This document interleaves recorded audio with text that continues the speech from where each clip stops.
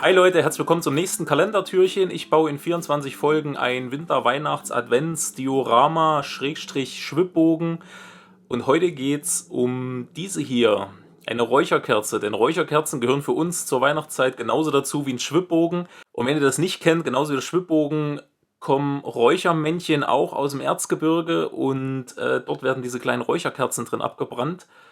Und wir werden die auf unserem Diorama zukünftig abbrennen. Denn was gehört zu einem richtig guten Camp dazu? Ein Lagerfeuer. Und diesen Platz hier, falls euch das aufgefallen ist, den habe ich immer so ein bisschen freigelassen. Denn da möchte ich heute ein Lagerfeuer bauen. Und wie sich das gehört, kommen natürlich Steine um die Feuerstelle. Ungefähr so. Und in der Feuerstelle werden wir dann Räucherkerzen abbrennen können. Gehört zu uns, wie gesagt, zu Weihnachten dazu. Seht ihr ja auch immer im Vorspann, seht ihr Christins Räucherofen. Letztes Jahr, wenn ihr euch erinnert, habt ihr auch meinen Räucher-Indianer gesehen. Für uns gehören Räucherkerzen einfach zur Weihnachtszeit dazu.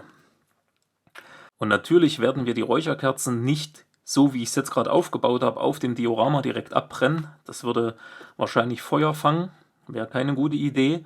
Sondern ich werde ein Blech bauen, wo die Räucherkerze reingestellt werden kann und dann abgebrannt werden kann, so dass die Umgebung halt metallisch ist und nicht verbrennen kann. Und da habe ich mir Gedanken gemacht, wie kann ich eine möglichst runde Blechform dort darstellen. Und irgendwann habe ich beim Bemalen der Kapelle bzw. vom Jeep so ein Farbtöpfchen in der Hand gehabt und dachte so, das wäre ja ein richtig schönes, rundes Blechnäpfchen, wo man so eine Räucherkerze reinstellen kann.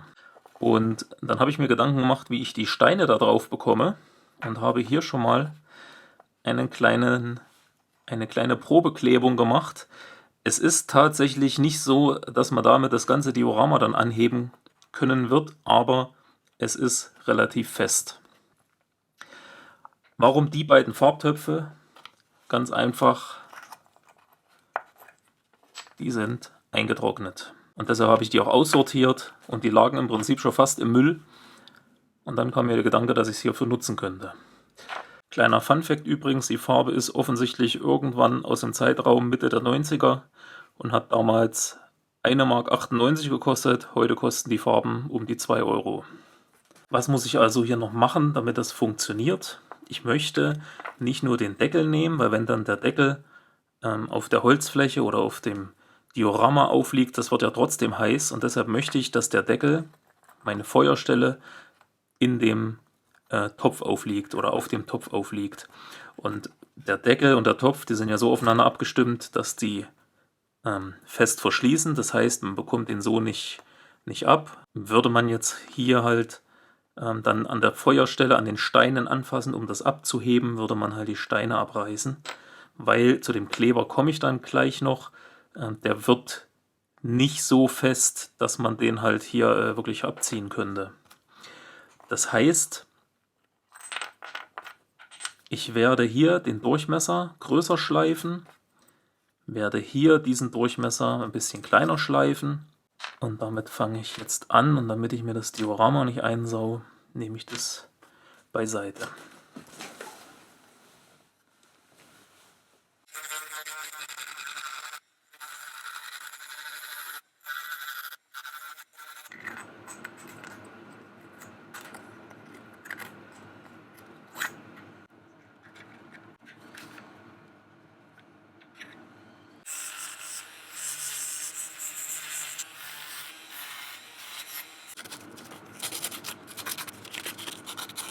So, jetzt habe ich das so geschliffen, dass man den Deckel mit der Hand problemlos rausnehmen kann. Ich habe hier alle Farbreste entfernt, habe hier oben auf der Fläche die Farbe entfernt. Jetzt klebe ich die Steine auf. Und dazu habe ich mir einen Keramikkleber besorgt. Der ist bis 1100 Grad ist der temperaturbeständig. Deshalb jeder andere Kleber würde halt wahrscheinlich verbrennen, wenn man dann die Kerze abbrennt. Ich weiß nicht, wie heiß das genau wird, aber ja, vermutlich halt einfach mehr als ein normaler Kleber kann. Deshalb habe ich den genommen und den bringe ich jetzt hier auf. Also ich habe eben Keramikkleber gesagt, das ist kein Kleber, um Keramik zu verkleben, sondern das ist halt ein keramischer Kleber. Jetzt habe ich mir die Steine schon genau so hingelegt, wie ich sie jetzt auch dort aufkleben möchte. So, die Räucherkerze passt rein. Alles okay. Das muss jetzt trocknen. Auf der Packung steht ein paar Stunden. Also packe ich das jetzt erstmal auf die Seite und dann arbeite ich mit dem weiter. Ich werde jetzt ins Diorama entsprechende Bohrung reinbringen, wo der Topf reinpasst. Das sind 30 mm. Also werde ich eine 30 mm Lochsäge nehmen, beziehungsweise 29 mm. Ich habe es aber ausprobiert. Passt hervorragend. Und weil ich nicht durchbohren möchte, im Prinzip genauso wie ich es hier gemacht habe, werde ich mit dem Forstnerbohrer vorbohren. Der ist halt im Durchmesser etwas kleiner. Da passt der Topf nicht rein. Werde ich mit dem vorbohren und werde dann mit dem im Prinzip nochmal den Durchmesser nachsetzen. Das Ganze mache ich auf der Standbohrmaschine, weil ohne Zentrierbohrer würde mir mit dem Akkuschrauber sonst wegrutschen.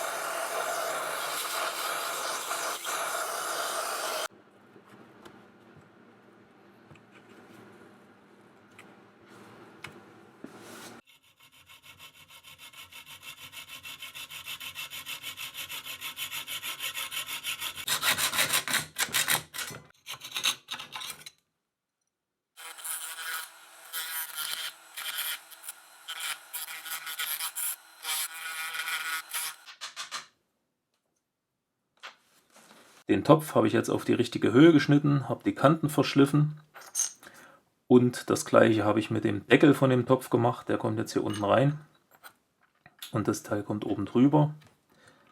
Und das andere, das ist immer noch nicht ganz trocken. Stellvertretend nehme ich jetzt mal das kommt dann dahin. Das klebe ich jetzt mit 2 Komponentenkleber ein und dafür rühre ich mir den jetzt an.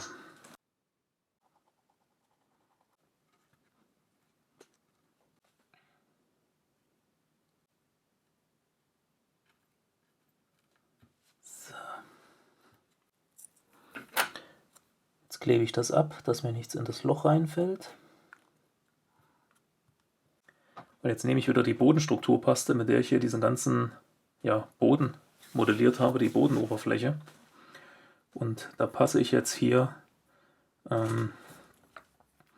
passe ich den Boden hier an die Höhe von dem Blech an, dass man das nicht mehr sieht. Dazu nehme ich wieder die Lanzette und genauso wie hier bei der Oberfläche bringe ich das jetzt hier auf und modelliere das. Ihr fragt euch sicher die ganze Zeit, warum ich die Bohrung und den Topf nicht ganz zu Anfang reingebracht habe. Das hätte natürlich einiges einfacher gemacht, aber am Anfang wusste ich noch nicht, dass ich das so machen werde. So, jetzt nehme ich wieder einen stark verdünnten Holzleim, so wie ich den zum Aufbringen von dem Rasen beim ersten Mal auch benutzt habe. Und dann streiche ich die Übergänge noch so ein bisschen ein. Und jetzt kommt da wieder Rasen drauf. Wenn ihr die Kalendertürchen zum Begrünen von dem hier nicht gesehen habt, dann schaut euch, ich glaube es ist das Kalendertürchen 10 oder 11. Schaut euch das nochmal an, da habe ich das ganz genau erklärt, wie ich das hier alles begrünt habe.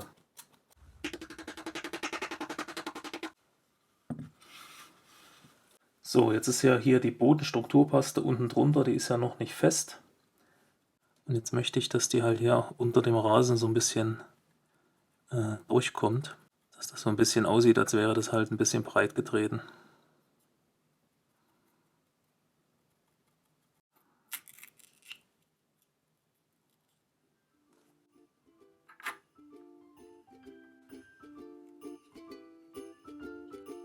und morgen gibt's das nächste Kalendertürchen.